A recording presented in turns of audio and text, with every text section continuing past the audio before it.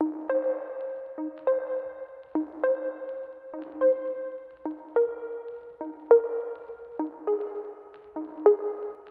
dia, um ótimo 2021 e bem-vindos a mais uma edição do projeto 3x4.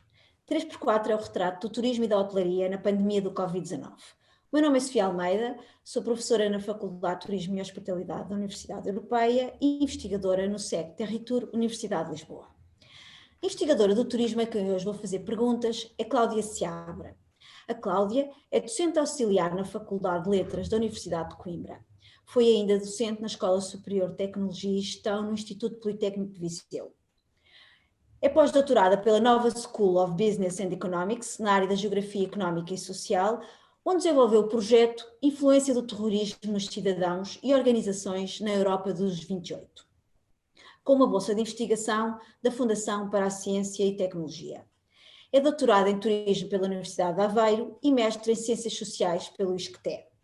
Resumindo o seu vasto currículo, além de autora de várias publicações científicas ao longo dos últimos anos, as suas áreas de investigação científica são o turismo, a segurança, o turismo cultural e o comportamento do consumidor em turismo.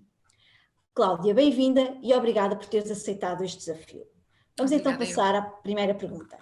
Cláudia, sei que tens investigado sobre os efeitos dos atos de terrorismo nos países europeus. Quais são as tuas grandes conclusões até ao presente? É assim, relativamente ao efeito do terrorismo no turismo, nós conhecemos, infelizmente, de forma, enfim, cada vez mais profunda, o efeito que o terrorismo tem tido no turismo, até porque a partir dos anos 90, porque até ao final dos anos 80, os ataques terroristas estavam centrados essencialmente em targets muito específicos associados à política, à economia, e portanto havia aqui um efeito muito direto do terrorismo em áreas que não afetavam diretamente os cidadãos e claramente o turismo. A partir dos anos 90, fala-se até de uma nova forma de terrorismo, um novo terrorismo, que percebeu, as organizações terroristas perceberam que os alvos, enfim, cotidianos dos cidadãos e principalmente a atividade turística lhes traziam um grande, enfim, trazia-os para a ribalta. E, portanto, a partir daí as organizações terroristas, enfim, viraram-se para targets que estavam muito mais aleatórios e que influenciavam muito mais a vida cotidiana dos cidadãos e, portanto, temos ataques terroristas nos centros das cidades, temos ataques terroristas em destinos turísticos, em museus, em praias. Infelizmente, esta nova era do terrorismo tem aqui uma ligação muito forte com a atividade turística, tendo em conta que as organizações terroristas começam a escolher alvos turistas como os mais privilegiados. E, por outro lado, temos, enfim, uma alteração geográfica dos atentados terroristas que estavam muito relacionados com o Médio Oriente e com países africanos para a Europa e a América do Norte. E, aliás, enfim, o grande atentado do 11 de setembro nos Estados Unidos marcou esta nova era do terrorismo associado ao turismo e aos alvos cotidianos. E também a partir dessa altura há uma grande viragem dos atentados terroristas para a Europa. Para a Europa, que até os anos 80 e 90 ouvíamos falar de atentados terroristas muito associados a organizações terroristas locais, como foi o caso do IRA e o caso da ETA, em Espanha, e passou para as organizações mundiais que nós conhecemos, né, as organizações multinacionais terroristas como o ISIS, como o Daesh, que começam a atacar alvos, aquilo que nós chamamos os soft targets. E temos atentados terroristas nos centros das cidades, começamos por exemplo, o atentado da Atocha, em Espanha, em Londres, começamos a ter ataques muito mais aleatórios, em locais onde não se estava à espera, onde até aí não aconteciam atentados terroristas. E, portanto, temos aqui uma nova era de terrorismo muito associado a alvos europeus, a grandes cidades, a locais muito frequentados por turistas, o que obviamente tem um impacto muito negativo nesses países. Nós nunca nos podemos esquecer que a partir de 2015 e do ataque que nós chamamos o ataque do Charlie Hebdo, não é? Que está agora a fazer anos, está agora a fazer 6 anos, no dia 15 de janeiro, e de facto a partir daí começamos a perceber que entramos numa nova era de terrorismo. O que é que isto tem, que efeito é que isto tem na atividade turística europeia? Sabemos que a Europa representa mais de 50% da procura turística mundial e, portanto, claro que isto tem um efeito negativo, principalmente nos destinos, nos países onde estes atentados ocorrem. Mas obviamente que o terrorismo tem aqui um efeito interessante, se é que se pode utilizar este termo, em termos de padrões de procura turística. Porque o que acontece é que as áreas que são afetadas fazem desviar os turistas para outros locais. E o último trabalho que nós fizemos foi precisamente isso, perceber como é que os atentados terroristas na Europa e noutras partes do mundo tiveram efeito nas chegadas e receitas em Portugal. Ora, o que é que acontece? Portugal, considerado como um dos países mais pacíficos do mundo, sem registro de ataques terroristas nos últimos anos, e aquilo que se percebeu foi que os ataques nos outros países beneficiaram Portugal. Porquê? Porque sendo um país pacífico, atraiu muito mais turistas que foram desviados de regiões mais afetadas, como foi o caso da Turquia, como foi o caso de França, principalmente Paris, do Reino Unido, e portanto temos aqui este efeito quase compensatório, porque uma conclusão e que vários estudos já chegaram, não só na presença do terrorismo como outras crises que afetam a atividade turística, se bem que a pandemia atual, enfim, uma exceção em relação a isso, as pessoas não deixam de viajar, evitam ou alteram os seus padrões de procura e procuram outros destinos mais pacíficos. O mesmo aconteceu no 11 de setembro, as pessoas não deixaram de viajar, inclusivamente os norte-americanos não deixaram de viajar, procuraram foi destinos mais pacíficos e nomeadamente turismo doméstico, precisamente para evitar a percepção de risco que foi associada à viagem internacional, neste caso não por causa do destino, mas por causa das viagens de avião. E portanto essas são as principais conclusões que nós podemos tirar em relação aos últimos estudos que temos feito. Não resisto aqui a fazer um paralelismo entre esses atos de terrorismo e a atual crise pandémica que vivemos hoje. E por isso a minha pergunta seguinte é: de que forma ou quais são os pontos comuns entre um ato de terrorismo e uma crise pandémica como aquela que estamos a viver atualmente? O único ponto comum é mesmo o efeito negativo que tem na atividade turística e nos comportamentos de consumo dos turistas. Eu encontro mais diferenças do que semelhanças, de facto, porque no caso do atentado terrorista, o mercado acaba por se equilibrar de forma automática, ou seja, há sempre este efeito compensatório. Por um lado, quando existem ataques terroristas, as pessoas não deixam de viajar, escolhem a outros destinos, mas as viagens continuam. Podem existir algumas restrições em termos de segurança das regiões mais afetadas, principalmente se o ataque for de grande dimensão, como aconteceu no caso do 11 de setembro, mas nos seguintes, por exemplo, no caso de Madrid, no caso até mesmo de Barcelona, mais recentemente, em 2017, não existem restrições imediatas à movimentação e à mobilidade de pessoas naqueles locais que são afetados. Ou seja, é o próprio mercado, são os próprios turistas que, durante uma certa altura, deixam de viajar para aqueles destinos por percepção de risco, mas depois as coisas, até porque os destinos depois também tendem a implementar planos de recuperação de imagem, e, portanto, o mercado acaba por se auto-regenerar.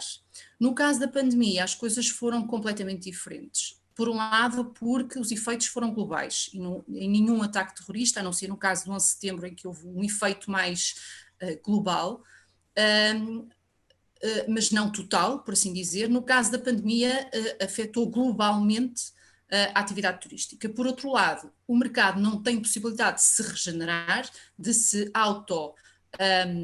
controlar, por assim dizer, tendo em conta que existem restrições que são impostas pelo governo, contra as quais, ou os governos, contra as quais os viajantes não podem fazer nada, ou seja, foram impedidos, ou existem restrições impostas que impedem as pessoas de viajar. E isto não acontece com atentados terroristas. Portanto, temos aqui, eu atrevo-me a dizer, mais diferenças do que semelhanças. A única semelhança é mesmo um impacto muito negativo que tem na atividade turística, sendo que no caso dos atentados terroristas os efeitos são muito mais curtos no tempo. No caso da pandemia, para além do prolongar da pandemia, é a questão de não se saber quando é que isto vai acabar. E no caso do atentado terrorista, ele aconteceu naquele momento, apesar de poder ter sido aleatório, como é aquilo que tem acontecido nos últimos anos, mas aconteceu naquele momento, naquele local, e as coisas depois são ultrapassadas. No caso da pandemia isso não acontece. E eu acho que o grande efeito nefasto que a pandemia está a ter na atividade turística é mesmo isso, é não se saber quando é que se vai acender a luz ao fundo do túnel. E esse é o efeito mais negativo que nós podemos ter aqui na situação atual, que não tem precedentes, nem tem paralelismo com nenhum tipo de crise até hoje. De que forma é que a investigação pode ajudar a criar um gabinete de crise para ajudar os governos a gerir estes eventos cíclicos? Existe alguma coisa pensada para já? Ou pode ser esta uma solução para no futuro sermos menos reativos e mais proativos? Estamos a falar do caso português ou estamos a falar de outros casos internacionais? Outros casos internacionais existem já gabinetes de crise, principalmente em países que são mais afetados por crises cíclicas relacionadas com o terrorismo ou relacionadas com outras questões, como as catástrofes naturais. Por exemplo, os países asiáticos têm gabinetes de crise, principalmente os mais dependentes da atividade turística, têm gabinetes de crise precisamente que têm planos já preparados, nomeadamente para a reconstrução da imagem do destino, que, como nós sabemos, afeta muito a atividade turística e a procura.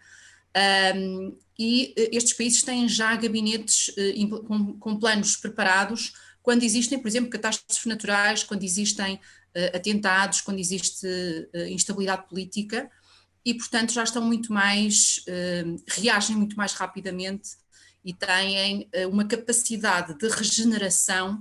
Infelizmente, no caso dos países ocidentais, o nosso excesso de confiança, de acharmos que nada nos vai acontecer, nada de mal nos vai acontecer, porque felizmente temos tido, enfim, no caso da Europa, como eu disse há pouco, representamos 50% das chegadas internacionais e, portanto, temos sempre esta ideia de que vamos continuar a estar neste local, neste lugar e, portanto, nada nos vai afetar.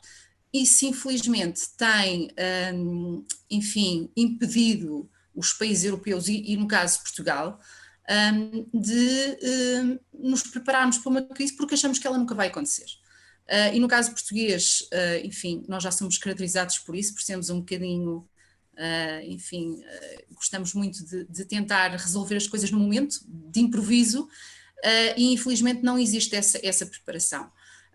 Nós sabemos, e no caso português é um bocadinho, enfim, é triste da nossa parte termos esse tipo de atitude, tendo em conta que a atividade turística tem um efeito tão grande enfim, nas receitas portuguesas e, portanto, nas exportações, e sabemos a importância que esta atividade económica tem enfim, na economia portuguesa. E não nos preparamos nunca para uma crise, e nós sabemos que as crises podem demorar mais ou menos, mas elas acontecem.